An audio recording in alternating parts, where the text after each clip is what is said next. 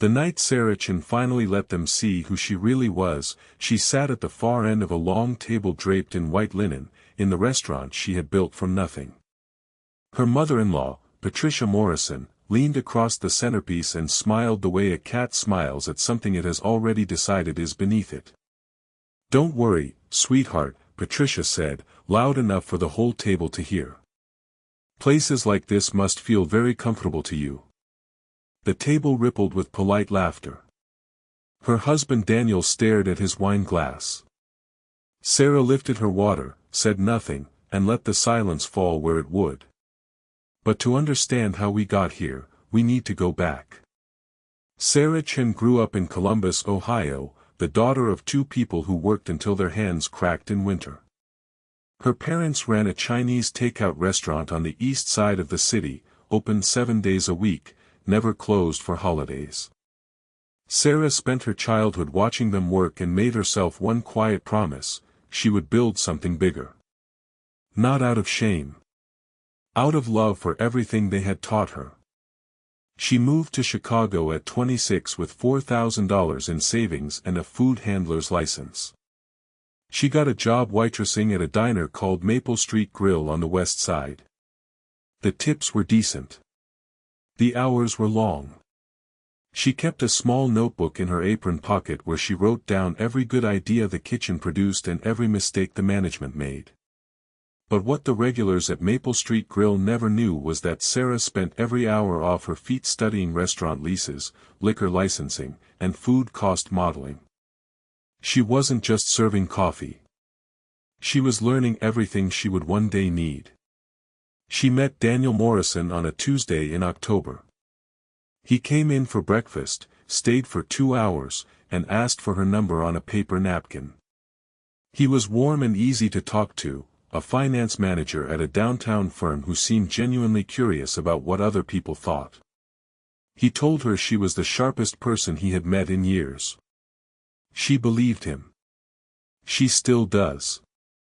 They dated for 12 months. He proposed on a Tuesday, because he said it was his lucky day. She said yes. The Morrisons were a different matter. Patricia Morrison had raised 3 children in a leafy suburb north of Chicago where the houses had names instead of numbers. She carried her family's wealth the way some people wear a coat, never taking it off, never forgetting it was there. When Daniel brought Sarah home for the first time, Patricia looked her over once, smiled carefully, and said very little. Later, in the kitchen, she said to Daniel, not quietly enough, "A waitress, Daniel. You could have anyone." The years that followed were not violent. Patricia was too smart for that. Her cruelty was precise and consistent, the kind designed to make someone feel invisible rather than attacked. At Christmas, she gave every family member a monogrammed gift. She gave Sarah a candle. At Daniel's brother's wedding, she introduced Sarah to guests as Daniel's wife. She works in the service industry. At every family dinner, Patricia found a way to mention Sarah's background in the same tone one uses to describe the weather. Not cruel. Just factual.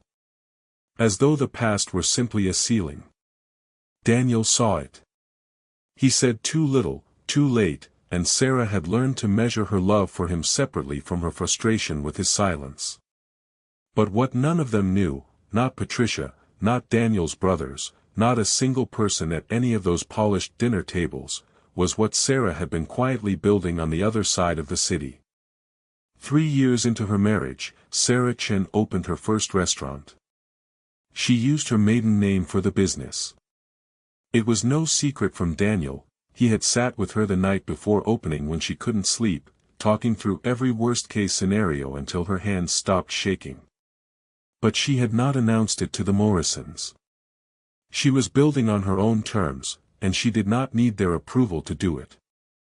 The restaurant was called Ember House. It was in Wicker Park, a narrow room with warm amber lighting and a menu Sarah had designed herself over 6 months of testing and revision. She was at the door at 5 in the morning on opening day to receive the produce delivery. She was still there at midnight when the last table paid their check. Ember House made $380,000 in its first year. She opened a second location 18 months later. A third in Milwaukee. A fourth in Indianapolis. She hired a general manager she trusted and a head of operations who had run 3 restaurant groups before her. She treated her staff the way her parents had always treated theirs, like people who had chosen to be there and deserved to know it. By the time Sarah was 37 years old, Ember House had 12 locations across 4 states and 340 employees. She had been nominated twice for a regional James Beard Award. A business magazine had called her one of the most quietly powerful figures in Midwest hospitality. And she had just received an acquisition offer from a national investment group for $18.2 million. She had not yet signed. She was taking her time. The Morrison family's annual winter dinner had been booked 3 months in advance by Patricia's personal assistant. A table for 8 at what Patricia described as one of the restaurants all the magazines are talking about. She had read about it in a weekend supplement. She told Daniel it was the kind of place that showed you had taste. The restaurant was Ember House. The flagship location in Wicker Park. The room Sarah had stood in alone at midnight on opening night, knowing for the first time that something truly belonged to her. When Daniel told her the reservation details, Sarah went still for a moment. Then she said, very carefully, "That should be a lovely evening." She said nothing more. She wore a simple blue dress the night of the dinner. She did her own hair. She arrived last, because she had stepped into the back kitchen to greet Chef Ramirez and check in with her front-of-house manager, a tall woman named Jordan who had been with the company since the second location. She sat at the far end of the table, where she always ended up. The Morrisons ordered wine. Marcus, Daniel's eldest brother, chose the short rib, which Sarah had personally added to the winter menu 3 weeks prior. Robert, her father-in-law, complained that the bread service was slow, not knowing the kitchen was still ramping up because he had arrived 15 minutes before the reservation time. Patricia ate her salad and talked about a friend's new house in Connecticut. Then she set down her fork and looked at Sarah with the particular expression that 9 years had perfected. "I've been thinking," Patricia said. "Now that you have more time on your hands, you might find something more substantial to do. A cause, perhaps. Some volunteer work. Something that suits your background." She smiled. "I just think waitressing is such a young person's game." Sarah set down her glass. She reached into her bag without hurrying. She placed a matte black business card on the white linen tablecloth and slid it across to Patricia without a word. In that exact moment, Jordan appeared at her shoulder. She stood with the quiet formality of someone who understood precisely who she was addressing. "Ms. Chen," Jordan said. "I'm sorry to interrupt. The team wanted to make sure everything this evening met your expectations. Chef Ramirez sends his compliments and asks if you'd like to preview the dessert menu."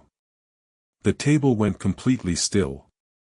Patricia had picked up the card. She was reading it.